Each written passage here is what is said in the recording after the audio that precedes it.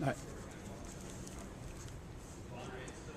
So, John, it's down to a two-game season for Iowa State as far as the bowl situation is concerned. Yeah. What are you looking forward to this weekend at Colorado? Well, I think the exciting thing about the Colorado game is that the series has been so wild in recent years. You think back to the game in Ames where the Colorado kicker made the two long field goals and neither one counted at the end of the game in a wild finish. Iowa State went out there and was at the goal line at the end of the game and had an opportunity to win and couldn't get it in on an option play.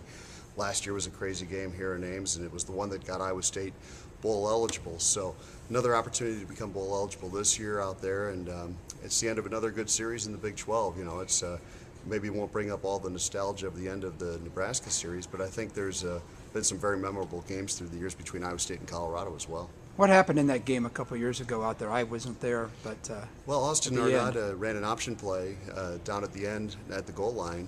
They ran an option, and Colorado blew it up, and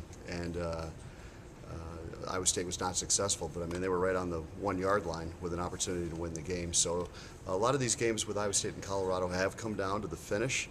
There have been a lot of very exciting finishes, and Iowa State needs to win. You know, I mean, this is an opportunity to go out there and get a win and become bowl eligible for the second year in a row. You're coming off a very emotional, draining loss, but I think the guys are excited to get another opportunity. I think if the Nebraska game was the last game of the year, that would have been really tough. But the fact that you can get right back to work, as Coach Rhodes said, and they're excited about that opportunity, I think that's good for these guys. last trip to Colorado, are you going to miss anything? Are you going to miss it, or I will how miss do you it. feel? I'll miss it because I love Boulder. I think it's a beautiful city.